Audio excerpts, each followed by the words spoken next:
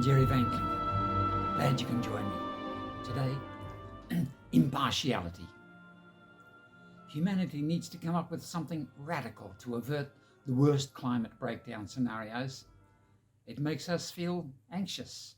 That feeling is what this vlog is about. But what about those who don't seem to feel the anxiety, who are doing everything to stop those radical steps?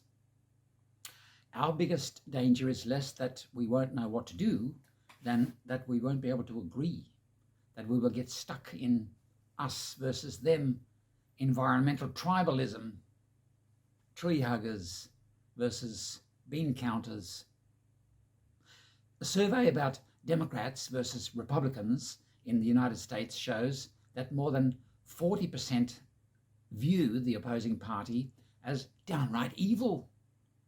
20% of Democrats and 16% of Republicans even said they believed on occasion that the country would be better off if large numbers of the opposition died. Some psychologists tell us that tribalism is simply human nature, that groupthink is an evolutionary mechanism developed among hunter-gatherer tribes to promote loyalty, and it certainly has a long history.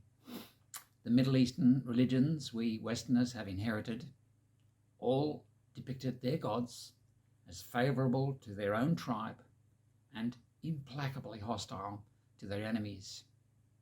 You might remember this one. Psalm 2. Why do the heathen rage and the people imagine a vain thing? The kings of the earth set themselves, and the rulers take counsel together against the Lord, against his anointed, saying, Let us break their bands asunder, and cast away their cords from us. He that sitteth in the heavens shall laugh, the Lord shall have them in derision. Yet impartiality does exist. Who would have thought? It starts with Homer, that ancient storyteller of the violent world 700 years before Christ. Why is the Iliad quite simply the greatest war story ever told? Because it's impartial in the midst of violent conflict. It's the story of Achilles, superhero to the Greeks fighting for Troy. But when the book opens, he is sulking in his tent by the beach. Angry isn't the word. He's furious. Meanwhile, his mates are dying in droves out on the battlefield because he's not there, and he refuses to listen to their pleas. The first words of the book catch the mood. Rage, goddess, sing the rage of Peleus' son Achilles, murderous, doomed, that cost the Achaeans countless losses, hurling down to the house of death so many sturdy souls, great fighters' souls, but made their bodies carrion, feasts for the dogs and birds. The Iliad is told from the viewpoint of the Greeks, here called Achaeans. Their enemies are the Trojans, masters of the wealthy city of Troy. The Greeks have been besieging them for 10 years. Stalemate. The story has about 100 characters, Greeks, Trojans, gods. Yet the greatest Greek hero is flawed. He should not be moping in his tent about some insult he has suffered at the hands of his commander Agamemnon. Practically the only completely honourable person is Hector, he of the flashing helmet, commander of the Trojan troops, the enemy. He never shirks, even when towards the end he has to go out and face the awful raging power of Achilles in single combat, knowing it will be his last. Indeed, a horrible death awaits him, chased around and around the city walls for kilometres, then dragged along the ground, dead behind Achilles' chariot. Hector had faced that moment alone, without the help of gods or men. Homer spares us nothing of the horrors of warfare. Not long before that, He goes looking for his beloved wife, Andromache. He finds her not with the women, but standing on the city walls. Little boy Astyanax by her side, looking at the grim scene below. She tells him she fears she will lose him. Husband and wife smile at each other through their tears. Little Astyanax cries out, terrified, at the tossing feathers on Dad's helmet. Hector takes it off and proudly picks up his boy, hugs him once more. Not long after it comes the scene where Hector's aging father Priam, king of Troy, comes at night to the enemy camp in disguise to meet Achilles, to beg for his son's body. The Australian author David Malouf wrote a gripping novel called Ransom just about that one night.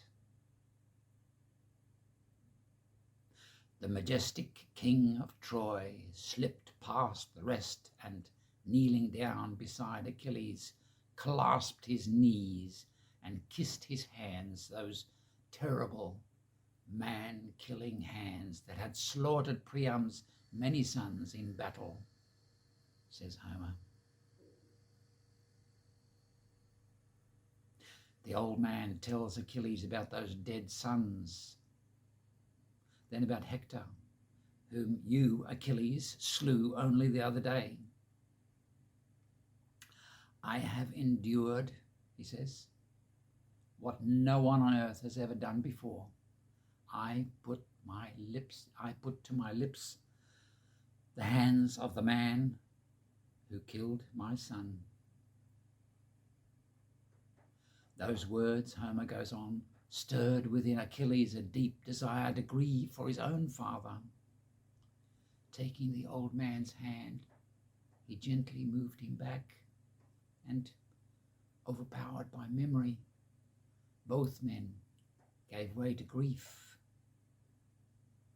Priam wept freely for man-killing Hector, throbbing, crouching before Achilles' feet as Achilles wept himself, now for his father, now for Patroclus once again. And their sobbing rose and fell throughout the house. Achilles is changed man. But yes, he that takes the sword will perish by the sword, and Achilles will die too. The French author Simone Weil pointed out, as Nazi Germany was invading her country, that the Iliad said this long before the Gospels did, and in almost the same terms. The God of war, writes Homer, is impartial. He hands out death to the man who hands out death. And the answer to this fatal even-handedness, this great epic of war, finds it in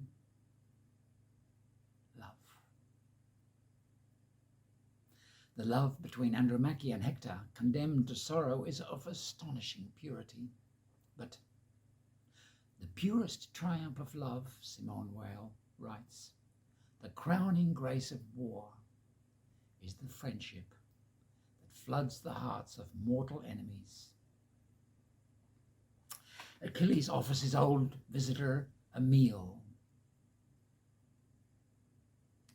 And when they had put aside desire for food and drink, writes Homer, Priam, the son of Dardanus, gazed at Achilles, marveling now at the man's beauty, his magnificent build. Face to face, he seemed a deathless god. And Achilles gazed and marveled at Dardan Priam, beholding his noble looks, listening to his words. But once they'd had their fill of gazing at each other,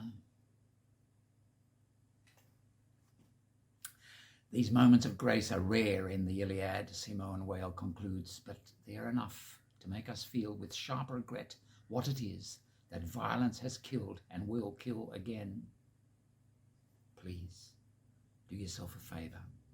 Read it. Find a good translation. It could be just what we need in this conflicted, climate-anxious world. Next time, happiness.